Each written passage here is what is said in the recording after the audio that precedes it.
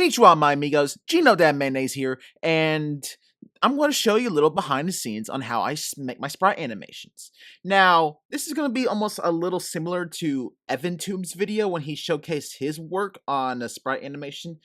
Now, this is just basically the entire timeline of edits I did onto this video. Now, this is the latest video that I did where it's based on Jevil from Chapter 1 that I'm doing for the memorable Sprite recap, which I'm slowly making for each chapter of Deltarune by basically making bits for every single character, including like the key characters, like such as, for example, Chris, Susie, Rousey, and, you know, any other important characters that are related to each chapter. You know, like, for example, Jevil in Chapter 1, Teda in Chapter 3, Roy Knight in, like, Chapters 3 and 4. You know, the basic gist of stuff.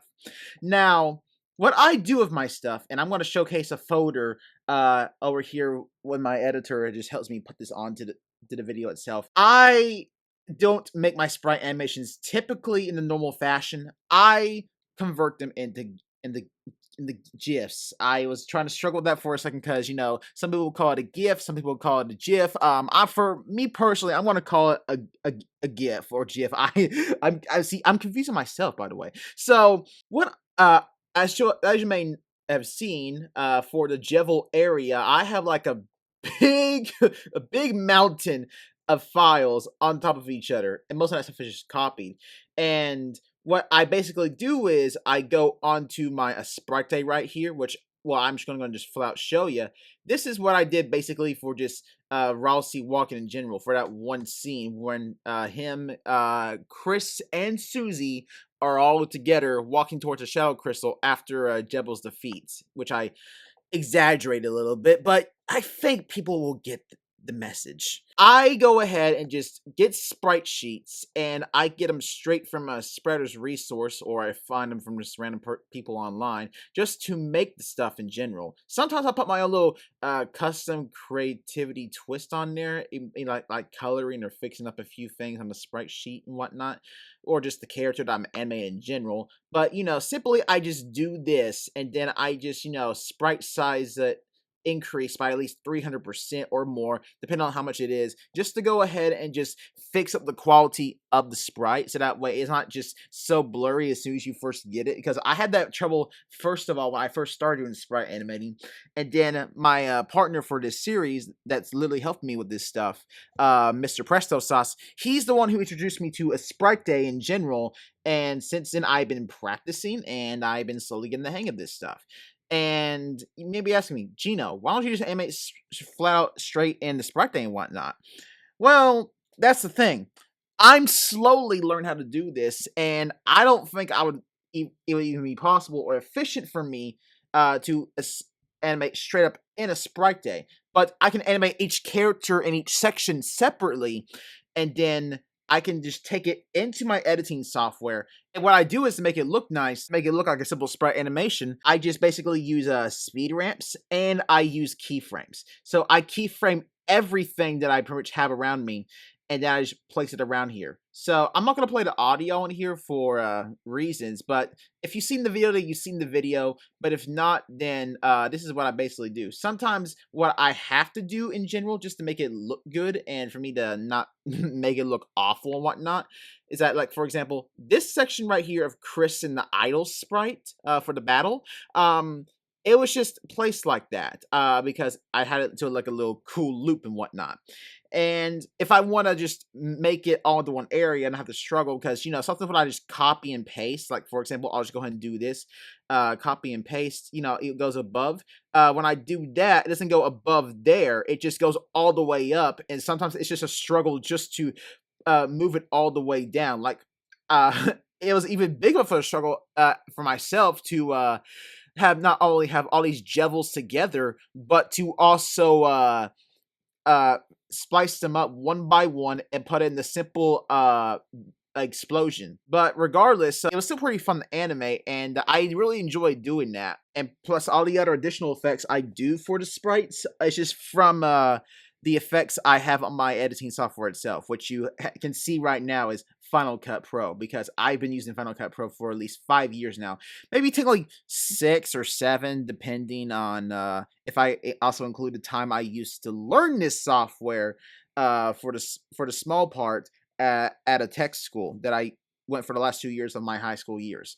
Just for me to simply just a simple loop together and not have to worry about copying and pasting it up and down, because it goes straight up to the top layer and the very top layer in general, especially with how much work I did onto this one. So what I do is I click all the clips together, and I'm just going to do this for example on Chris. I go ahead, I click on the here, then make a new little compound clip or a composition clip, depending on if you're using like Adobe or whatnot. It doesn't really matter, to be honest, but I do that, right? And as you can see, it just merges all the clips together and whatnot. And now if I go ahead and click on like this one, like the Rossi one, you can see that it's all merged together.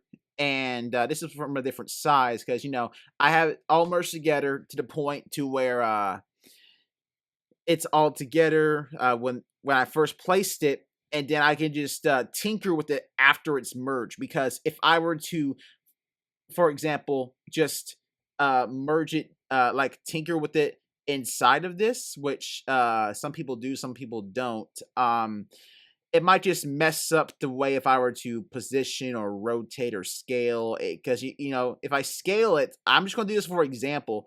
If I were to scale it inside of here into the composition clip, like this, and I were to do this work while it's all combined in general, the rotate or the scale will just pretty much just also merge with the position, even though there's no numbers going through there. But even though you kind of see the numbers move, it's a bit of an example. So that's all I got to say about that. This has been my way of sprite animating since I started using the Sprite Day last year in 2024, which has been like a really good experience for me. And I'm not saying this will be the permanent way I sprite animate my stuff, but all I do know is that if I do eventually upgrade and learn how to sprite animate a traditional way on like a simple sprite animation software, I want to learn how to use it first, and I want to perfect my style onto there as well. Because I'm also just going to flat out show you this right here, because I have so many folders for so many different projects and ideas, because I like to be organized and whatnot. So also what I do is because there's this website I found, and I was just doing this for fun because I couldn't really do like the full-on 3D rotate effect perfectly, because I have an effect right here where I'm able to do that, which I will just go and showcase right now just for fun. So this is the flipped effect on here, which I don't have any like extensions or add-ons onto my Final Cut, because I don't know how to do that, and I don't want to risk destroying Final Cut and my computer in general, because I barely have the funds just to afford a new one, which I'm slowly using my own ad revenue just to fund showcase of a new computer, and I can reinstall Final Cut and transfer all my files on here. So like this is Rossi right here, and I know Jebel's in the way, and so is that little area. So that's him normally, and if I rotate it like this, then there you go. He's simply looking the other way, and it's just flipped around in general. I do it horizontally, vertically, or I could even do it both ways. I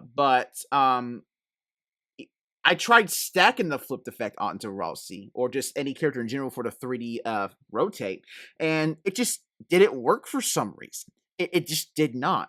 So what I eventually had to do was I went on to I found a website that just does these images and really cool effects like shatters or like 3D rotates. And I know it sounds like cheating, but we all technically have to start somewhere, and it's just a nice, helpful tool for right now.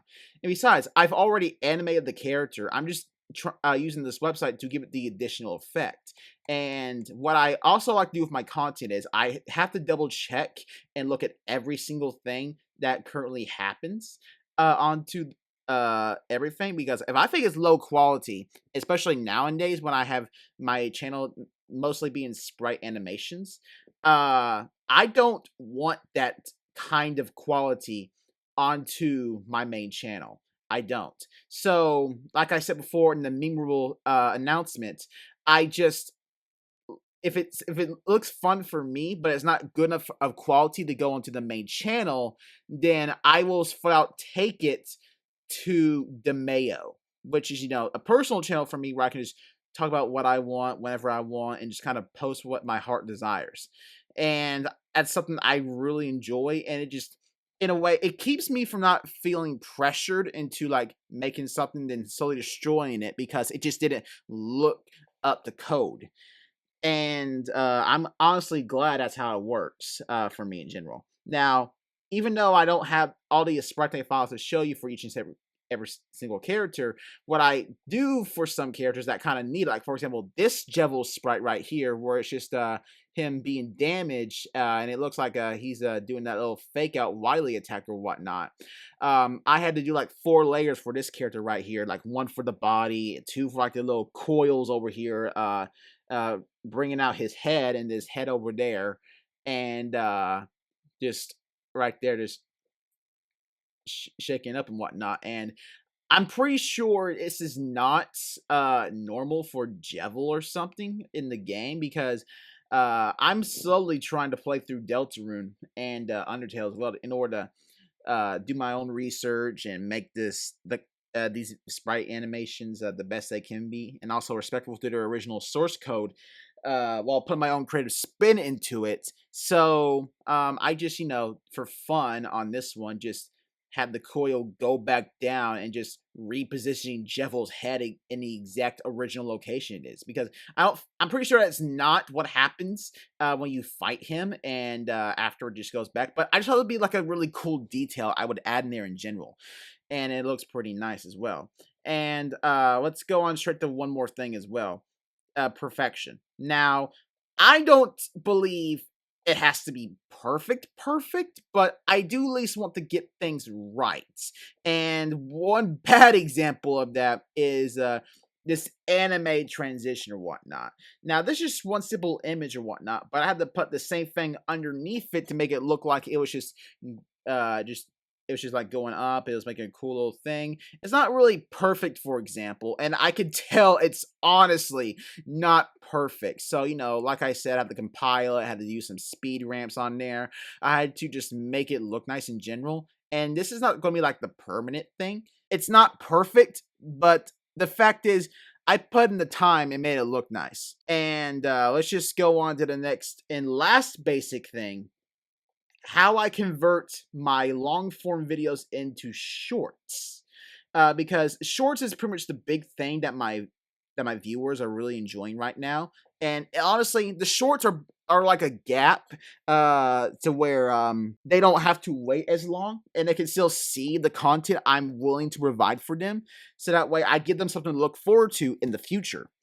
So let's just go on to my other edited projects, for example. And yes, so right here where I have like Susie plays Minecraft, which was when I was starting up the Deltarune sprite animations, was like one of the first few ideas I wanted to have in mind what I want to do for Susie. But I slowly abandoned the idea, but I came back to it because I made it look nice, and it just really looked like a really good idea in my head. And for this crafty table recipe right here was like one of the key features, and I was like, okay, if I'm going to do this, then I have to include this idea in general. And I'm pretty sure no one's really cut onto that detail or anything, but if you did, then congrats for you get the reference. But if not, then I hope this kind of slowly educates you and whatnot. And this was a bit different from the usual sprite animation I had to do, because it was a mix of me going onto Minecraft itself and just recording footage and having my friend Roy help me out with like the rest of the perspectives, since he had to use like an invisibility potion just to make it look like Susie was actually in Minecraft, just tapping onto the crafting table and placing the TNT and exploding Ralsei's house. Like for a shatter effect, this was not used from the same website I did for the Jevil part, because in the Ralsei sprite sheet itself, so not everything is a additional effect, because the Ralsei shatter right here, uh this was from the first Ralsei sprite sheet on Spider's Resources, because there's two different sheets for Ralsei. There's one for chapters 1 and 2, which is a big one, considering there's like his disguise form, and then he gets revealed into like something that looks like Azrael, or like the doll in general. And then there's chapters 3 and 4, where it's just more of Ralsei in that particular area. Like, he has different costume changes. There's like the sprite form, and there's also him as a horse, which was like the first sprite animation that I did for Deltarune all entirely. Well, technically that's not true, because in 2021 I did an attempted version where I just put them in Donkey Kong Country for like the Chris get the banana meme from the Queen, which I'm it might be something I might want to remake. I don't know, just to make it look a lot better and to potentially have that into the meme rule sprite recap. That's honestly a lot for me to talk about. I may not sprite animate traditionally, like everyone else does, but I like to make it look nice doing my own routine and from the skills I have developed while doing sprite animating. Because before I even started using the sprite, I was doing this all straight up on Photoshop, like putting every single frame together. I was making it just transition and look nice. And this was back then when I was started to actually trying to formulate how to make sprite animations, while I was doing like the basic details on how I wanted to make the Mario Luigi vs. Sephiroth sprite animation work, which I'm still working on, by the way, and it's going to take me quite some time to figure out, because Deltarune and Undertale are taking up a lot of my time, and there's a kind of a new idea I do want to do when that certain sprite sheet comes out, but that'll be revealed later on, and it will definitely, for sure, be a long-form video. Well, yeah, OBS here says I've been recording myself for at least almost 20 minutes, so I'm at least going to cut it short and just leave it right there, as I'll end up probably going to my editing software and editing this to where it makes it look nice, but at the exact same time, just pretty convenient and engaging for all y'all, so that way y'all kind of get a gist of what I do behind the scenes. So, on top of that, I want to thank y'all so much for all the amazing support you've given my sprite animation videos on the main channel, and just some stupid jokes I do on this channel as well. And there was going to be a lot of cool stuff in the future for you to see for sprite animation in general. And as always, don't forget to stay awesome. Bye-bye.